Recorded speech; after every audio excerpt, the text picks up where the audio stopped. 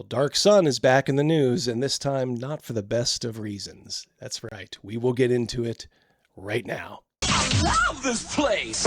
Okay, so Wizards of the Coast, for those of you that don't know, announced a reboot of the Dark Sun setting. That is the classic campaign setting from 1991, featured the blasted landscape of Athos, a bunch of fantastic art by Gerald Brom, and a bunch of things that I guess up until recently were considered problematic by Wizards of the Coast. And we thought, well, maybe they had a change of heart. Not so fast, amigo. I want to thank Jeff from Denkar for sending this my way. Thank you as always, brother. Much appreciated. So this comes courtesy of TTRPG Insider.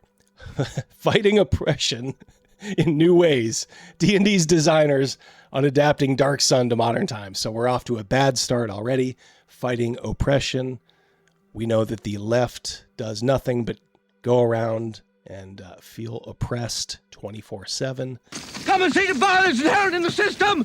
Help! Help! I'm being repressed! That is their stock and trade. But we also have this adapting Dark Sun to modern times. That is very, very foreboding, I would say. And now this was written by someone named Christopher Hutton, who again, I have no idea who this is. However, we can go over to his X profile and you see there, oh boy, look at that profile pic. We're probably dealing with a man-child here. And sure enough, journalist, anybody who puts journalist in their bio as anything other than a joke is probably a very special person, let's just say. 32 years old, pro DM, oh boy. Also autistic. I love how these people just advertise are autistic. And I don't think he's actually autistic.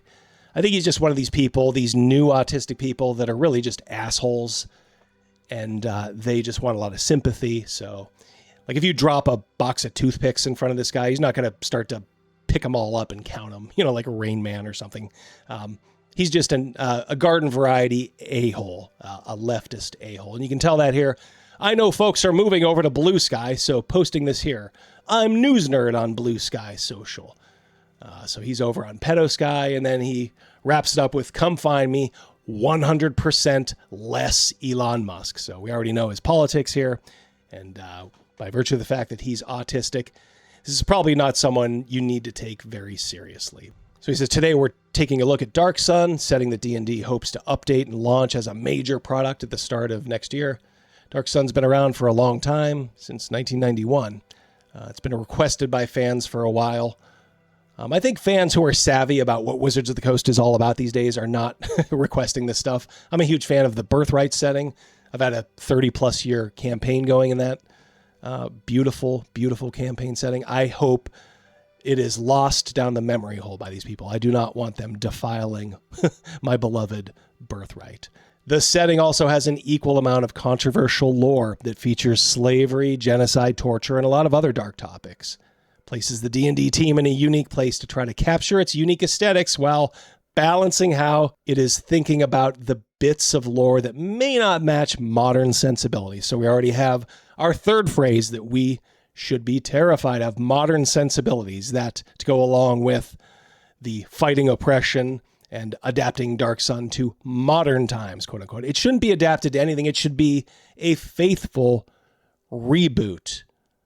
In other words, it should not take into account modern day politics.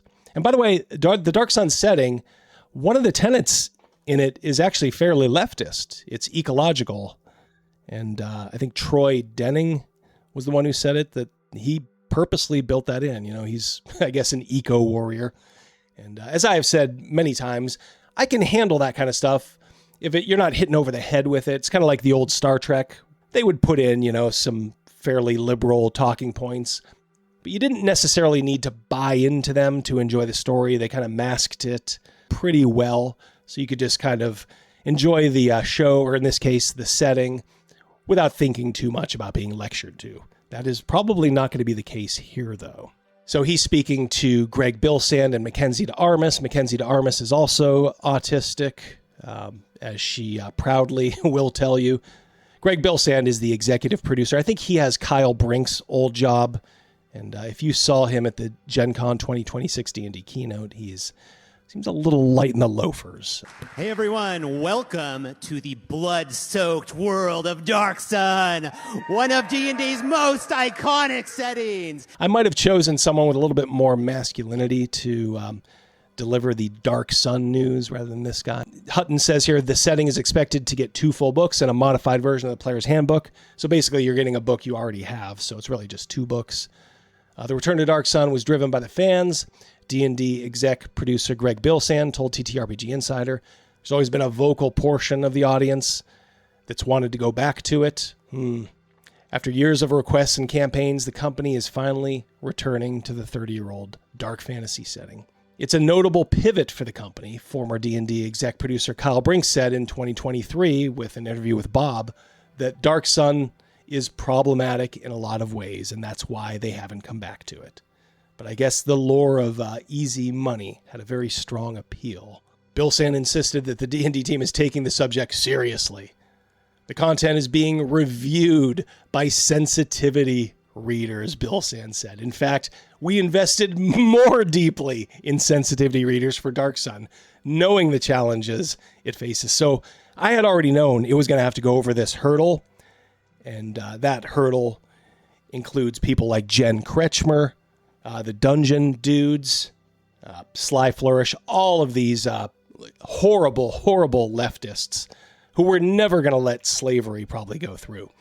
But that wasn't enough. I guess they doubled down and maybe brought in a few more.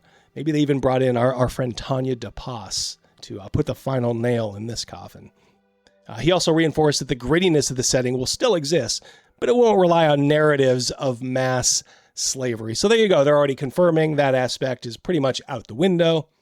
You don't have to have slavery in a setting if in order for it to be oppressive. Boy, the copyright here is just terrible. You don't have to have slavery in a setting if in order for it to be oppressive. Very professional, Mr. Hutton. There are other forms of oppression out there. He gave the example of Yorick, a city in Dark Sun that controls one of the leading armies in the region. That's because the leadership regularly presses people into military service or convinces the poor to give up their freedom for a chance to survive. That's actually what leftists do, that latter part. I don't know, maybe they're putting undertones of a military draft. These leftists also have this weird fantasy that there's going to be a draft sometime soon.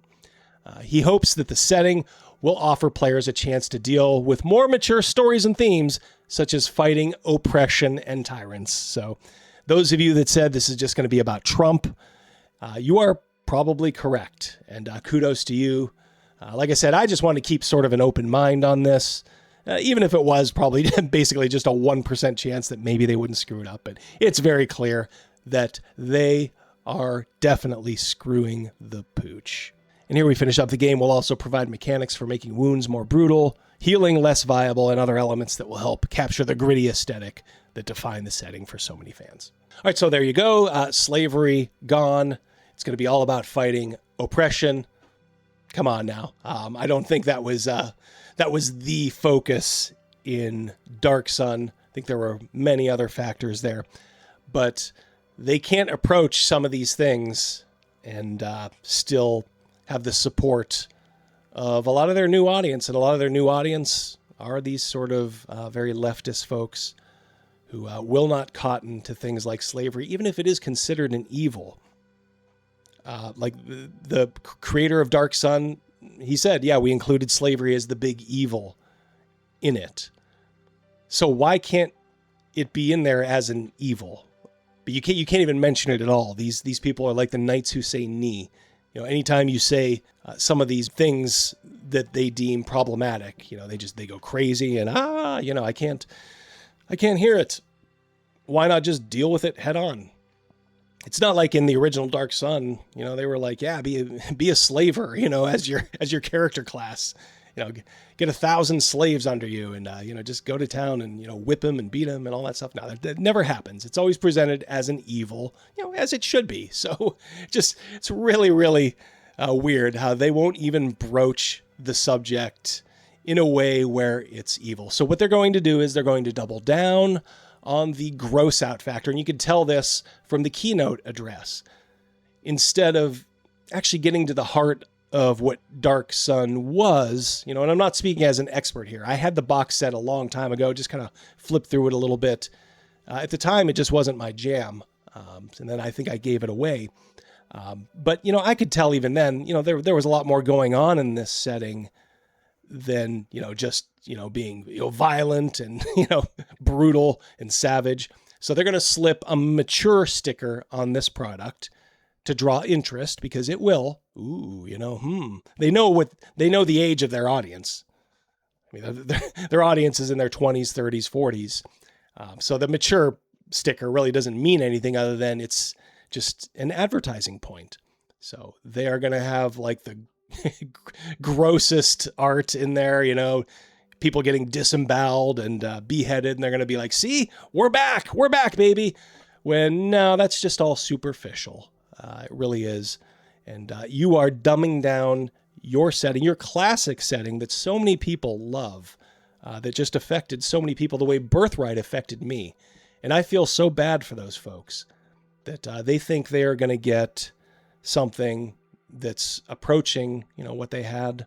I don't think it's going to be that. When you're going through layers of sensitivity readers, it's just not going to happen. These are really, really profoundly dumb people. And they are committed leftists. Almost every one of these sensitivity readers are committed leftists. So they will be dogmatic. Let's just put it this way. You don't get hired for a job as a sensitivity reader and go, yep, everything's fine. You probably have to feel like, I got to say something about something.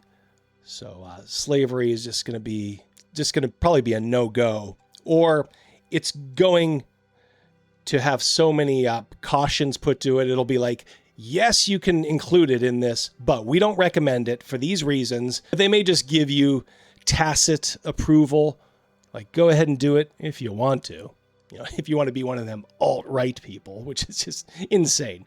Because anybody that would put slavery in, like 100% of the people that put slavery in their Dark Sun game puts it in there as just part of the setting, but also part of the setting that's bad. You're never delivering slaves to to slave owners. It'd be like, here's our mission. We rounded up 100 slaves for you. Where's our money? Doesn't happen. So you're usually just trying to free these people. Insane. But we should have known. I should have known. A lot of people were already like, man, this is going to suck. So being a YouTuber, I have to kind of keep a little bit more of an open mind, because you can become you get the reputation as a curmudgeon pretty quick if you just reflexively hate. So when I saw Dark Sun, I was like, okay. They're bringing in Joe Manganiello and Luke Gygax. Those are kind of wishy-washy guys for sure. But, they're maybe a cut above what they have there. So I wanted to give it a chance. But this interview, where Greg Bilsand and Mackenzie Armis essentially kind of tell you, okay, this is the way we're going. I wouldn't spend money on this. My God, no. Go get Greg Gillespie's The Northern Reaches campaign setting. A lot of other products out there you can buy and support. Don't give Wizards of the Coast another penny. And honestly, just because this is going to have a bunch of gross out stuff in it, as far as violence, it's really not any more mature. Not mature in the way of it's thought provoking. It's still very childish. It's meant to appeal to the most base of instincts. It's not having you think about anything. Back in the day, they would trust their DMs and their players, to pull the right things out of the setting, to make their, campaigns sing. Can't really do that these days. A lot of these new DMs, they need to be led around point for point. And, they're basically, it's more indoctrination, essentially. That's what it is. Slavery bad, oppression bad, whatever, Trump bad. Yeah, there will be a Trump stand-in this. I can almost guarantee it. It'll almost be fun to skewer. Yeah, so congratulations to all you who called it early. This will suck. I am now on board 100%. F Wizards of the Coast. If this is what they're already saying, the final product is going to be shit. Plus, they're giving you 3 books, but one is just a player's handbook with some of that art in it. Not worth it. So, all right, you guys let me know what you think in the comments below, and we will talk soon. Peace.